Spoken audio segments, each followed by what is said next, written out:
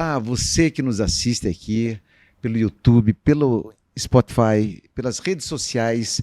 Mais um episódio do Ser Médico Podcast. Hoje nós temos aqui a grata satisfação e a felicidade de ter jovens empreendedores, médicos, alguns em outras áreas, mas que têm uma finalidade: trazer o que é de melhor em termos de inovação, de tecnologia, para contribuir com a nossa sociedade.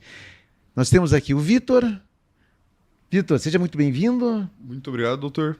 Me chamo Victor, tenho 20 anos, sou graduando em negócios digitais pela FAI aqui de Curitiba e sou um dos fundadores da Morning Doc e da iPrevis, que são duas empresas ali na parte de Health Tech, que a gente vai explicar um pouquinho mais para frente, né, doutor? Isso aí, maravilha.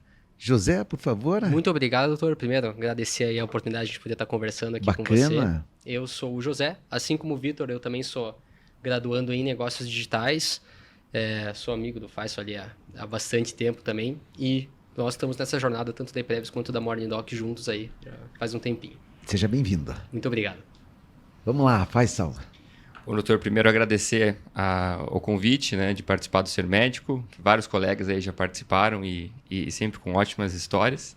Meu nome é Faisal Rajer, sou médico aqui formado pela Universidade Federal do Paraná, colega do Calegas e do José aí há bastante tempo e nessa jornada de health techs e empreendedorismo na saúde, que é um assunto que cada vez fica mais em voga, mais quente da gente discutir, e é uma satisfação poder compartilhar a mesa com vocês. Show. Eu sempre fico muito feliz em ter jovens empreendedores, médicos, não médicos, mas enfim, sempre com a mesma finalidade, trazer um propósito aí de otimizar os serviços para a sociedade e agregar valor, principalmente numa área que é muito sensível, que é a saúde. Uhum. Né? Vamos começar falando, então, um pouquinho, vocês já se apresentaram, sobre o projeto de vocês. Vocês têm aqui, pelo que eu entendi, um grande projeto e teve um início. Uhum. Conte para nós um pouquinho, então, José, como é que começou?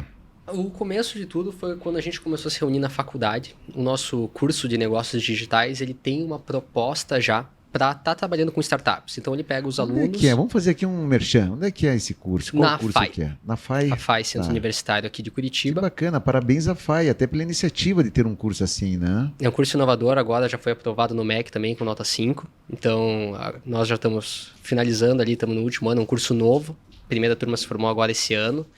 E a gente começou isso nesse curso, né? A gente já sempre teve a vertente, nessa veia empreendedora, por assim dizer, de querer estar trabalhando com negócio, querer criar algo que seja nosso e que pudesse beneficiar a saúde, ter uma solução para resolver um problema real. Que Sempre bacana. foi essa a ideia.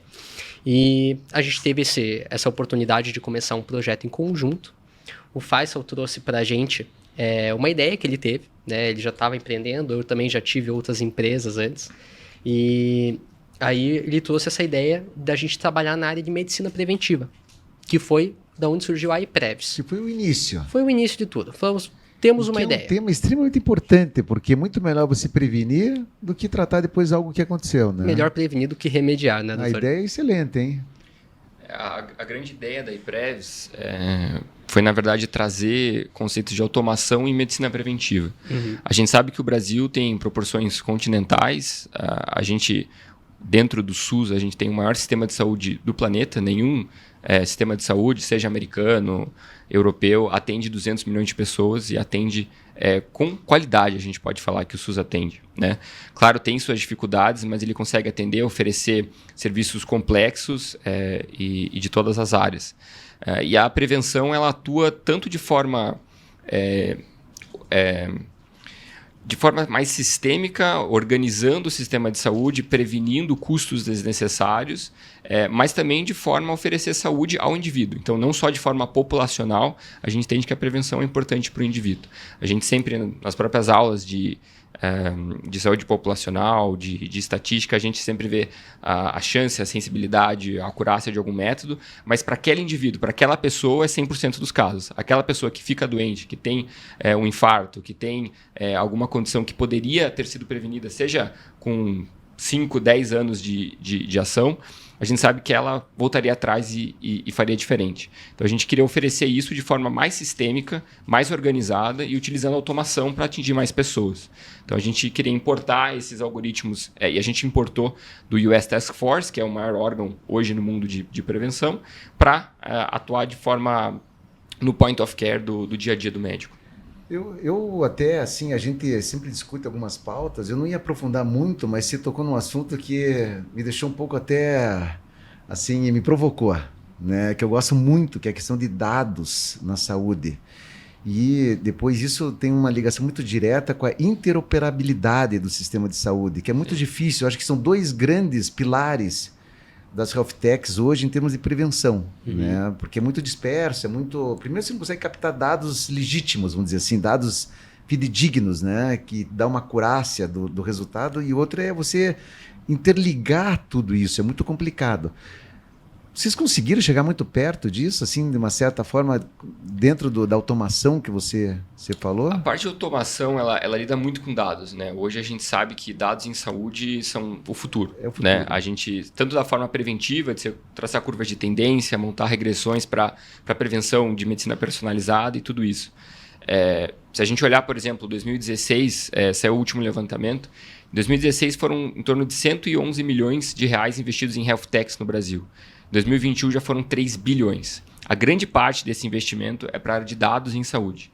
Tanto para desenvolvimento de inteligência artificiais, que a gente tem alguns colegas aqui em Curitiba mesmo que desenvolvem empresas nessas áreas, mas também para a parte básica, né? Para garimpar dados do próprio DataSUS, que é a maior base de dados do mundo de informações em saúde, claro que não individualizadas, mas agrupadas, organizadas, que a gente consegue entender melhor essa pletora de dados, essa quantidade, que é o que a gente chama de Big Data. São grandes massas de dados que um humano seria incapaz de entender. Data, né? Um data lake, exatamente. Lake, né? Que você precisa de alguma estrutura, alguma infraestrutura para ter esse entendimento. A parte que a gente atuava é uma gota nesse oceano, que a gente queria atuar só na área preventiva, quer atuar só na área preventiva, com o foco no point of care. Então, não em trazer grandes benefícios para, por exemplo, para o próprio SUS, mas sim para aquela operação, para aquele município. Daquela população que está sendo atingida. Então, a ideia era muito lidar com a parte do público que estava sendo triado dentro das próprias unidades básicas de saúde,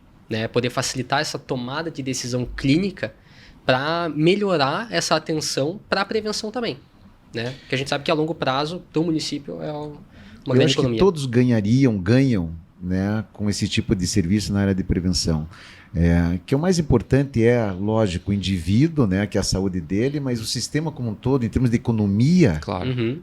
É muito grande. É muito né? grande. E até no nível, assim, eu diria assim, além do SUS, mas que é uma área economicamente muito importante, que são as empresas. Sim. Né? Imagine hoje, né, o benefício que traz a prevenção entre os trabalhadores, os colaboradores das empresas, que você consegue ter esse data lake das empresas e levar até um algoritmo que diz, olha, nós precisamos intervir mais aqui, porque aqui nós vamos ter menos morbidades decorrentes do trabalho do que nessa população. Sim, a medicina preventiva, ela muitas vezes não é intuitiva, né? Você tem que, às vezes, entender aonde o recurso é melhor alocado, tanto para o gestor entender, como para o próprio médico. Médico. As nossas condutas como médico, elas variam muito.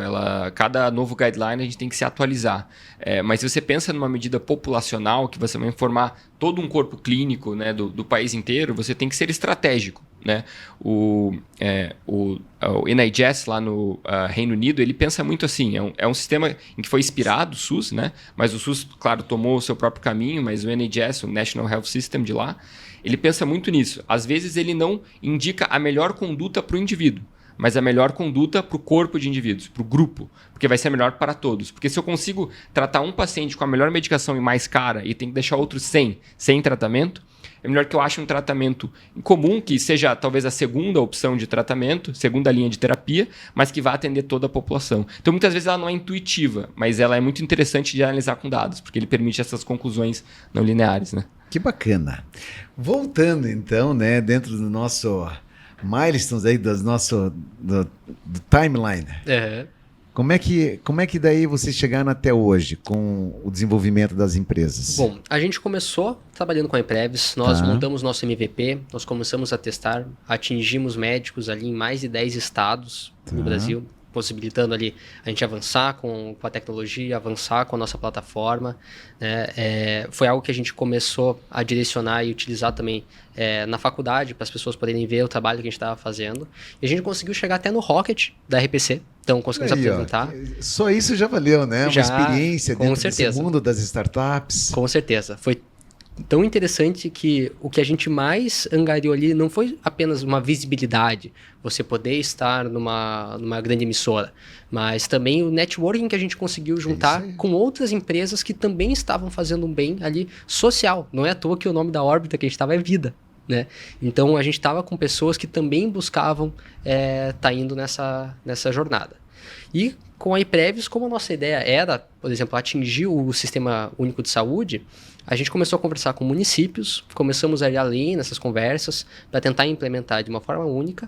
Esbarramos em alguns problemas de poder implantar por conta de sermos uma startup jovem, lidar com grandes licitações também, ter o interesse do município para a abertura dessas Existe licitações. toda uma questão burocrática. Uma questão né? burocrática ali que impediu com que a gente escalasse de uma forma mais rápida. Mas a plataforma ainda está ativa, nós ainda temos médicos utilizando ela e com certeza é um projeto que a gente quer sempre tocar à frente. E eu quero conhecer, hein? Com certeza. Quem sabe aí, futuramente, ele faça um podcast para discutir bem as atividades, detalhes. sabe, Claro. detalhes. Com certeza. Que Com a certeza. ideia é espetacular, né?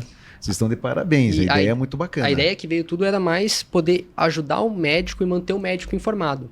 Daí que surgiu essa empresa, que é a Morning Doc, né? Então tá.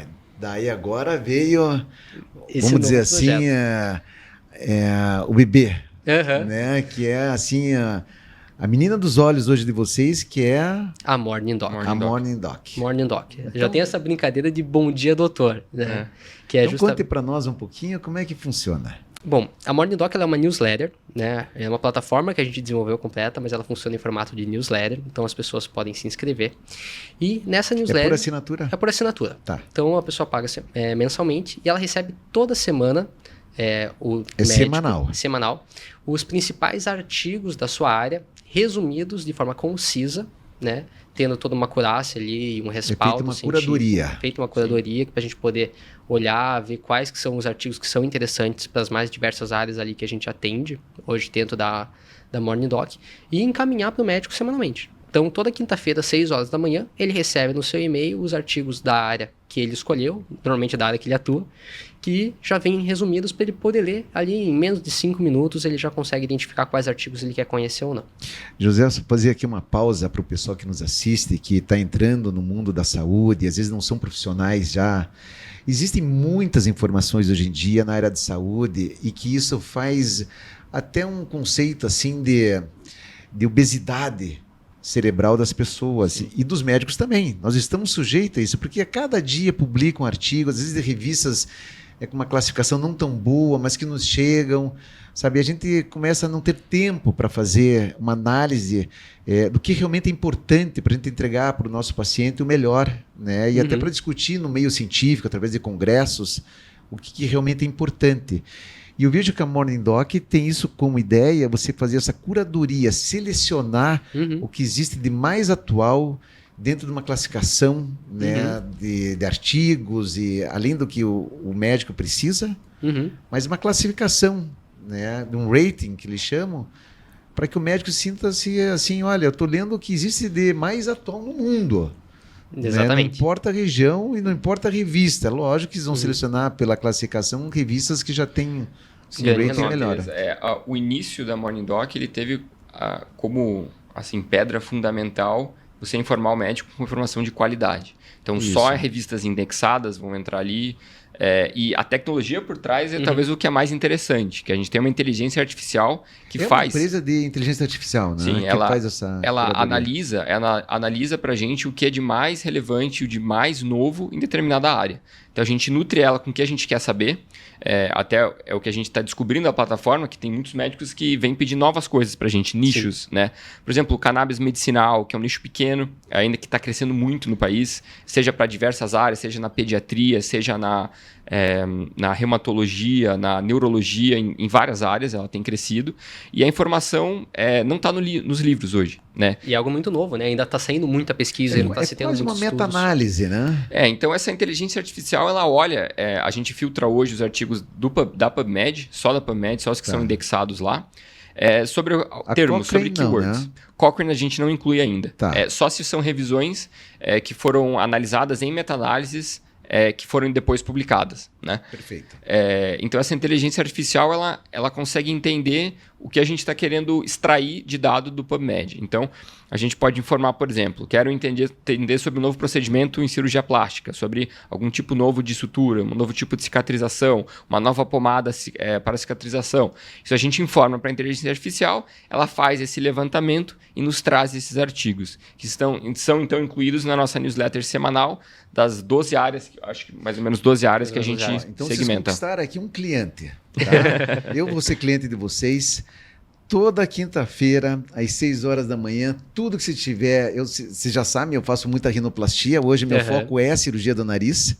O que vocês tiverem de rinoplastia, estética e funcional, primária, secundária, rinoplastia, não importa o tipo de nariz, César Berger.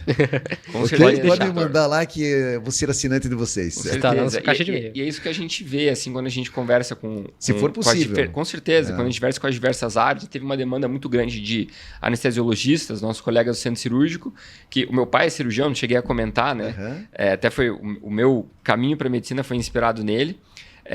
E quando a gente apresentou a ideia, ele falou assim, vou conversar no hospital ali e ver o que o pessoal acha, até para validar a ideia, né? Antes da gente pivotar a empresa, né? E os anestesistas adoraram, né? São sempre muito ligados em novos estudos, tem, infinitos estudos de novos bloqueios, novas técnicas, ultrassom de point of care para ser feito à beira do leito. Então, assim, foi algo que nos surpreendeu positivamente e que outros médicos de áreas clínicas, cirúrgicas, né, vieram abordar a gente para falar assim, teria como fazer uma newsletter desse tópico, desse nicho específico, que é o que a gente está descobrindo do produto. Quem sabe, talvez no futuro, a gente possa possibilitar que o próprio médico crie os filtros dele, que ele escolha o que é do interesse dele. Então, eu me interesso por cannabis medicinal, rinoplastia e bloqueio de manguito. E daí você vai poder ter essa newsletter personalizada para você, curada pela inteligência artificial e, claro, é sempre revisada por médicos antes de ser enviada, por colegas, por mim também. E que talvez esse seja o futuro desse information overload, que era o que o senhor estava falando. De ter tanta informação que é impossível de você digerir tudo. Você precisa de algum órgão que filtre, algum sistema. O próprio UpToDate ou outros aplicativos, né, como o Whitebook hoje em dia, que é muito famoso no Brasil, tenta fazer isso. Mas numa abordagem mais voltada à assistência. Um pouco menos à academia, às novas descobertas. Porque tudo que é novo precisa ser validado. E ele é validado pelos pares, pelos médicos lendo, se interessando, fazendo novos estudos e, claro, discutindo entre si. E veja que nicho interessante que vocês estão, porque o próprio o ChatGPT 4, Sim. Hoje, se você fizer uma pesquisa, ele não vai te informar. Ele vai dizer assim, procure... como é que se chama? Não é editores, como é que se chamam... especializados como PubMed. Sim. Uhum. Ele não faz a pesquisa no PubMed. Porque existe uma dificuldade em você desenhar uma estrutura que, claro, você precisa de alguém nessa linha de produção, precisa ser médico ou da saúde, para você poder entender o que é relevante e o que não é, e o que talvez tenha algum apelo clínico ou não. Porque são muitos estudos publicados, são milhões de Só que estudos também não é publicados. só pesquisar, é esse ponto que eu queria chegar. Eu acho que o grande tchan do negócio é você saber identificar ali, porque senão você entraria direto no PubMed. Uhum. Sim, exatamente. Né? Mas são as kills, as chaves para você pesquisar e fazer isso de forma automatizada. Exato. Acho que esse é o grande diferencial, né? Uma dor que eu vi muito, tem um colega meu que ele é o Dr. Daniel, ele é ginecologista e obstetra. E quando eu comecei a conversar com ele sobre esse projeto, para ele a maior dificuldade que ele via era de ter que entrar dentro do PubMed, fazer todos os filtros, ter essa curadoria de escolher quais artigos realmente são bons, porque como é um volume muito grande, as pessoas se perdem, né? A pessoa não... E a grande sacada é você não só dar o título e o link do artigo, é você resumir ele. A gente resume ele em um parágrafo. É isso que eu ia perguntar. Sim. Então, além de você identificar o artigo, você consegue passar um summary, um resumo, Um parágrafo, um insight, um quote, alguma coisa assim sobre o artigo. Temos um take-home message ali que ele já Um informa. take-home message. no final ainda. A estrutura básica de uma newsletter da Morning Doc hoje ela consiste numa introdução que vai te informar sobre o que vai ser falado naquele dia, nessa quinta-feira de manhã. Então, hoje nós vamos falar sobre X e X artigos, para você já ter uma ideia do que vai ser falado. É o que abre no teu celular a notificação. Você consegue ver ali quais vão ser os artigos daquele dia. Entrando nesse e-mail, você tem os resumos. Então, cada artigo com seu título original ou traduzido, o link para o PubMed, para o artigo na íntegra, a fonte da revista. A fonte, qual a revista ele foi publicado, a data que ele foi publicado, e esse breve parágrafo de resumo, que ele tenta encapsular o que a gente coloca nesse resumo, são os pontos-chave daquele artigo, né? Principalmente Através a estrutura. da inteligência artificial? A gente tem o auxílio da inteligência, mas é sempre triado. É sempre triado essas informações. Principalmente porque a gente não consegue ter a certeza que a inteligência artificial vai fazer a tradução correta. O translate Exato. ali não é o mais adequado, né? Exato. E tem toda uma questão de direitos autorais também que entra nisso, né? A gente tem que sempre referenciar. Bem pensado. Isso Então, tem toda uma parte mais burocrática que a gente tem que lidar. Mas esse artigo, esse resumo, ele tenta compreender uma breve introdução sobre o objetivo daquele estudo, como ele foi executado e os principais resultados. A gente não vai entrar muito em metodologia, estatística, como ele foi feito. Realmente o que o médico precisa para entender. Se ele se interessar, ele pode acessar o artigo. Exato. Eu quero saber qual o tipo de estudo que foi Exatamente. feito. E ao final ele tem esse take-home message que o José comentou, que são bullet points, uma frase que resume aquele artigo. Que daí é para quem está com pressa. Para ir só no final e bater aquele olho para saber se tem alguma coisa que chama atenção. Que bacana. Uma sugestão, eu aqui dando as minhas sugestões. Com certeza. Eu acho que se no futuro, de repente, houvesse sempre uma opinion, do ponto de vista assim, como existe no direito legal opinion, existe um medicine opinion, doctor opinion, como o James Clear, já viu falar do James Clear? Faz. Ele sempre coloca ali 3 quotes, né? Ele faz as citações dos artigos e ele coloca as citações dele.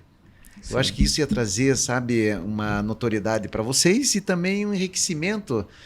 Contratar, de repente, algum colega da área. Uma pessoalidade maior. Né? Dar uma personificação.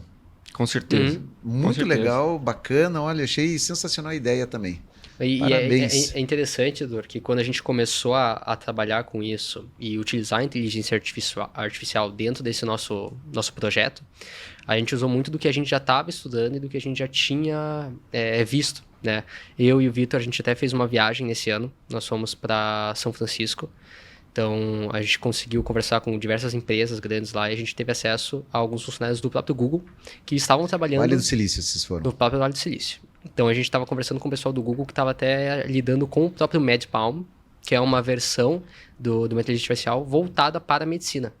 Ele mostrou um pouco ali em que pé que está, mas eles ainda têm algumas dificuldades ali de estar trabalhando com a própria RIPA, né, que é a LGPD para medicina ali que é a parte da legalidade já, né? Já está legalizado. Na verdade, é mais de validação, né? O sigilo legal, médico, né? Ele, nos Estados Unidos, ele é muito mais cobrado que no Brasil. Às vezes aqui, a gente conversando com outras health techs, o pessoal às vezes se aborrece um pouco com essa burocracia necessária, né, da segurança de dados em saúde, que, claro, todo tipo de dado ele é importante, mas o dado em saúde ele tem uma pessoalidade maior, um risco de vazamento muito maior, né? A gente tem que tomar muito cuidado com essa pessoalidade, com essa importância do dado que é para o indivíduo, né? De vazar um dado, uma condição crônica que possa deixar o paciente desconfortável. Então, tem que ser. Mas nos Estados Unidos, isso é levado ao cubo, né? Lá eles têm não só a GDPR, que é a nossa LGPD, que eles têm a RIPA também, isso que é um acordo que você tem que assinar com a empresa que segura esses seus dados, seja a tua base de dados na nuvem, né, por exemplo, ou você mesmo que trata esses dados, para garantir que todas as medidas de segurança, criptografia, a parte de anonimização dos dados, ou seja, nenhum dado pode ser identificado. Então, nem que ocorra o vazamento, aquele dado pode ser atrelado a alguma pessoa. Então, isso acaba tornando uma operação em health tech, que a ideia seria uma startup que possa ser começada em qualquer quarto universitário, um pouco mais cara, porque daí você tem algumas exigências, alguns business agreements, que eles chamam BAs, que você tem que assinar, que nem toda empresa vai querer assinar com um grupo de estudantes que está começando uma empresa. Então isso acaba encarecendo um pouco o processo, principalmente nos Estados Unidos, fazendo com que as Big Techs sejam as grandes encabeçadoras desse movimento lá. Deixa eu fazer uma pergunta aqui, em termos de expansão de público-alvo aí que vocês têm. O estudante de medicina também pode se beneficiar muito, né? Com certeza. Pode. Com esse tipo de projeto. Pode sim. Dentro da nossa plataforma, a gente tem um dos planos, né, que é o plano mais básico, a gente tem focado em estudante de medicina. Ah, que bacana. Então ele pode selecionar, né? A gente divide a nossa plataforma, vou explicar, em algumas listas, umas listas premium. Então, os assinantes do plano Y, eles podem estar tendo acesso a alguns tipos de áreas ali que estão especificadas, e listas gerais, que lidamos mais com as grandes áreas ali, com artigos um pouco mais abrangentes. E dentro da parte ali das listas gerais, nós temos uma lista só para estudante de medicina. Então a gente faz um compilado ali com artigos que são interessantes das mais diversas áreas, para que o estudante de medicina também tenha acesso, esteja ali atualizado das novidades, das diversas áreas, e às vezes ali naquele momento ele consegue se interessar numa área ali que ele consegue identificar uma paixão também, né, desses estudos, ou dessa área em específico. Que bacana, show. Essa lista de estudante de medicina, que é a principal lista assinada pelos nossos clientes que são estudantes, ela engloba ali clínica médica, ginecologia, Sim. cirurgia geral, as grandes áreas da medicina, as grandes cadeiras, porque a gente sabe que não só para a formação médica, mas para o próprio interesse do estudante, ele está em contato com novos estudos e destoa um pouco do que a gente acaba vendo na universidade, que são aqueles conteúdos que já são mais consagrados, aquela teoria que já está consolidada na medicina. Mas o forefront, ali, o futuro, ele está nos novos estudos. E essa é uma excelente forma do estudante entrar em contato e começar a se interessar. Muito bacana, hein? E eu já faria o Morning Doctor Cast. Por que não? Por que não? Uma vez por semana, fazer aqui um compilado aqui de temas de determinadas áreas, com alguns profissionais da área para fazer algum comentário dos artigos. Fica a dica. Com certeza, doutor. Né? Seria muito interessante mesmo. Pessoal, muito legal. Algum comentário? Vitor? Na minha parte, nenhum. Tudo Acho que certinho? os dois falaram o que tinha que falar. Maravilha. Hoje o Vitor está mais... Eu sou mais da parte comercial da Comercial. Morning Doc, então eu converso mais ali com o médico da ponta mesmo, né? Apresento a plataforma. Tanto que essa questão da validação do produto em si, que a gente criou, foi justamente esses médicos vindo atrás da gente e eu também entrando em contato com os médicos, né? Que já tinha essa base da iPrevis e a gente pegou essa base e colocou na Morning Doc para ver se realmente existia um interesse sobre isso. Qual é o teu grande desafio hoje, quando se chega para colocar assim para um médico? Hoje o grande desafio é primeiramente falar com o médico, né? Hoje a gente entra em contato principalmente pelo Instagram e LinkedIn, que são redes sociais assim mais que o médico utiliza quando ele está com tempo O livre. acesso ao médico, né? Isso, que libera o acesso. Mas assim, marcar a reunião com o médico é uma pessoa ocupada, né? Então marcar a reunião para apresentar para ele é algo um pouco complicado também, mas é algo que assim, ele vai naturalmente, sabe? Entendi. É algo que é difícil, mas ele acontece. Existe assim alguma trava em termos de ele entender o que significa, cultural? Porque o médico, eu falo porque eu sou médico, o Faisal é médico, e eu digo que não é todo médico, isso não é uma crítica, também não estou generalizando, mas existe uma certa resistência de alguns colegas em termos do que é novo. Uhum. Hoje, assim, pelos médicos que a gente apresentou e tudo, todos gostaram, não teve o que falar. A gente conversou, acho que com 50 médicos que a gente chegou a conversar, no boca a boca, assim, para apresentar a plataforma, todos, assim, eles falaram, poxa, eu entro no PubMed, tenho que ficar procurando, é aquela dor que a gente está tentando sanar. Então, todos gostam mesmo do que eles veem, sabe? Que bacana. Então, quem tiver dúvida, quem quiser de repente entrar no plano de assinatura, pode falar direto com você. Com certeza. Você é o responsável pelo comercial da empresa. Qualquer um dos três, na verdade, mas pode falar comigo diretamente. Parabéns. Parabéns pelo projeto. Faisal, alguma palavra a mais, assim, de repente algum insight, algo assim que... Eu acho que nós temos mais uma empresa aí, não temos? Que você comentou? Então, além de sócio... Desse grupo de empresas, não posso deixar de passar isso aqui, pessoal. Comente. Então, além de sócio da iPrevis, com os meus colegas, eu tenho mais uma empresa, né? Que é também uma health tech, que é a WickDoc. É uma empresa que faz a gestão de escalas médicas. É um software de gestão. Outra ideia espetacular. Que é fornecido justamente para hospitais, empresas de gestão. Aqui em Curitiba, nós estamos no Hospital Santa Cruz, muito conhecido, Hospital Sugizawa e outros.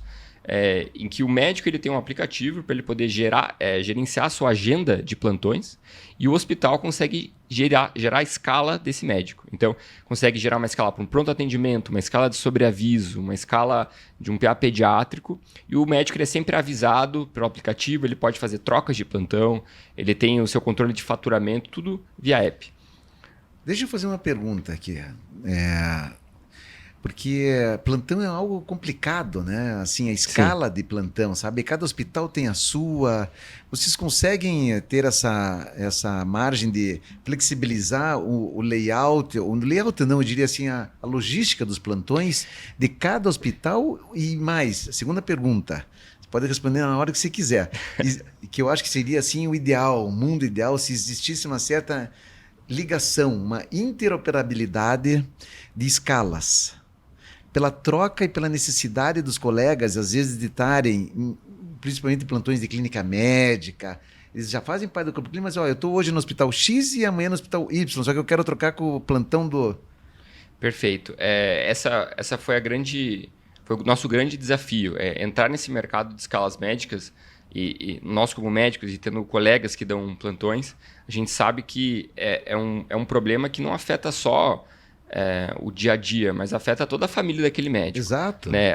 Esse estresse de você não conseguir uma troca e faltar um evento familiar, final de ano agora, dias de festas, às vezes você não consegue. Meu pai mesmo, vários natais e finais de ano e viradas de ano acabou passando no plantão, né? Por não conseguir trocar ou por ter um paciente que você está de sobreaviso e tem que atender, não tem jeito. Então a medicina ela é caótica por natureza. E a gente tenta organizar esse caos. Então sim, a gente tem uma flexibilidade muito grande. Então trabalhando com clientes grandes, a gente conseguiu desenvolver um sistema que ele é complacente para necessidades tanto de pequenas escalas, com 30 médicos... Complacente, hein? Gostei desse termo. Isso mesmo, ele se adapta, Ele se adapta. A gente consegue gerar escalas muito simples de 2, 3 médicos. Temos escalas lá em Manaus de empresas de gestão que tem 2, 3 médicos.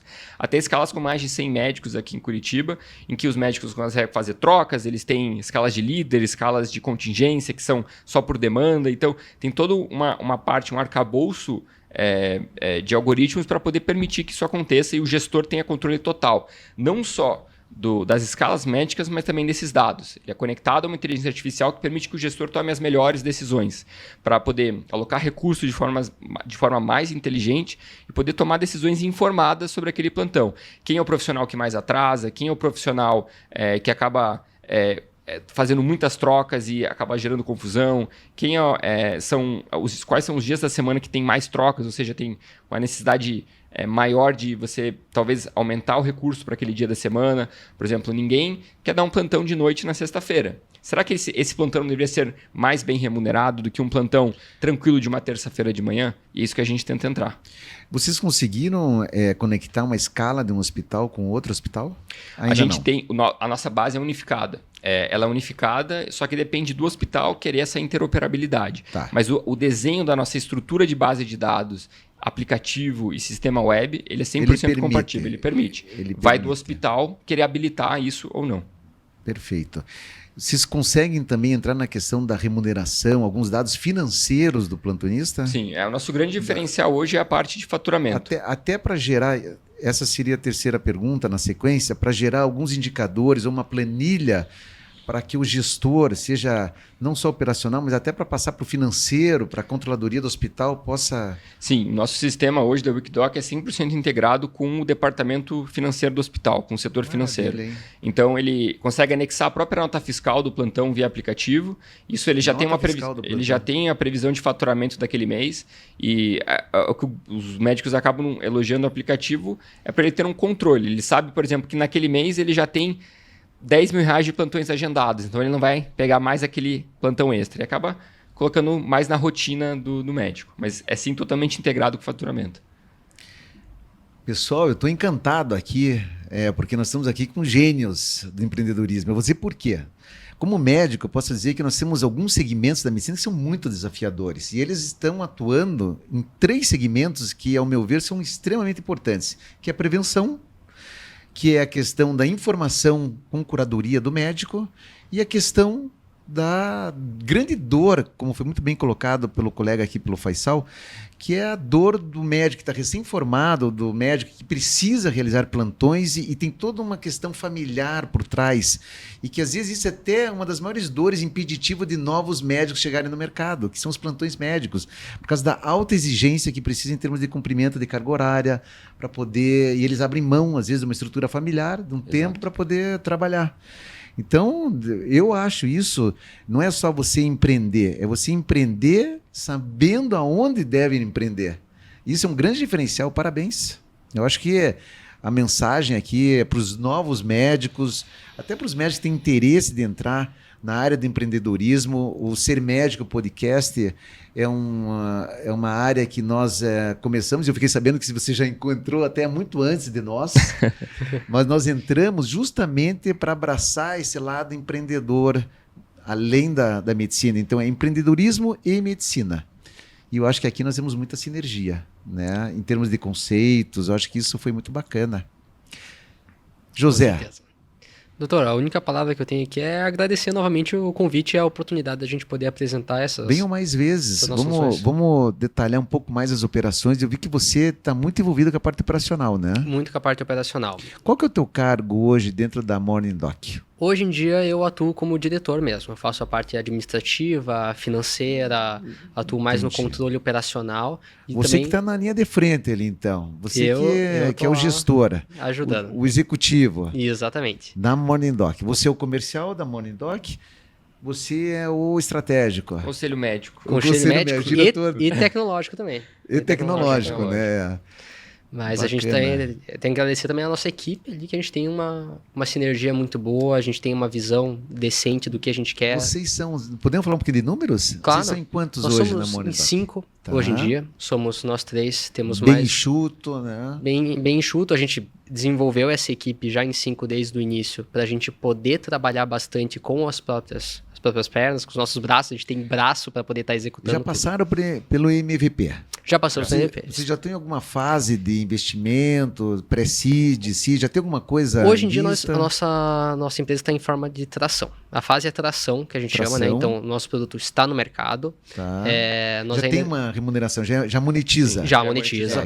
Então monetiza. Esse é o ideal, né? Para chegar nessa fase de tração. Exatamente. Então, agora a gente está alinhando cada vez mais o produto para, quem sabe, a gente escalar para fazer uma captação de investimento para poder estar alavancando, né? Como a gente fala, para jogar cada vez mais médicos para dentro, atingir cada vez mais pessoas. E quem sabe até internacionalizar um dia, né? Com certeza. Esse produto que a gente tem. Muito fácil de se levar para outros países, outras línguas. E qual é agora o próximo passo dentro da tração?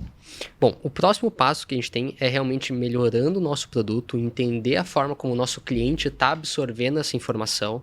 Então, adicionando pequenas features mesmo, como a que o doutor falou ali, da gente poder deixar cada vez mais personalizado esses e-mails. Então, você que quer mais da área de rinoplastia, para cirurgias estéticas, nesse tipo de segmento, tentar trabalhar dessa seguinte forma, melhorar um pouco mais o nosso algoritmo para a gente criar cada vez mais um produto mais robusto. Perfeito. E alcançar, a nossa ideia é realmente atingir um público maior, alcançar mais médicos, alcançar mais pessoas e tá auxiliando nesse segmento. Essa é a fase que a gente está agora. Existe nessa fase de tração um projeto de growth aí já bem, exatamente, acredito eu, né? Pelo menos as premissas ali do projeto. Né? Isso. E por isso que a área comercial é muito importante. Desde o início a gente já estava bem planejado, assim. Quando Marketing, a gente começou a comercial. pensar, essa questão do comercial e marketing estava bem agregado já. Então, agora a gente temos um plano a seguir. Temos um plano a seguir. Hoje em dia a gente estamos com uma estratégia aí, estamos cada vez atualizando mais nossas páginas, melhorando um pouco a nossa comunicação em redes sociais, que hoje a gente sabe que é muito importante. Isso aí. Então, utilizar ela para mandar essa informação e algumas estratégias de captação de clientes, de captação de clientes. que a gente está estudando. Parabéns. Parabéns. Muito obrigado. Vocês querem passar mais alguma mensagem assim que vocês acham importante? Bom, a mensagem que eu acho importante a gente passar é: aguardem que novamente a gente estará aqui, estaremos sempre trazendo novidades aí para vocês. Eu acho importante a gente estar analisando nossos milestones. Está feito e parece que já foi aceitado. já temos o aceite. Tenho só agradecer, doutor, pelo convite. Foi uma experiência muito boa e espero estar aqui de novo. Maravilha. Apenas agradecer também.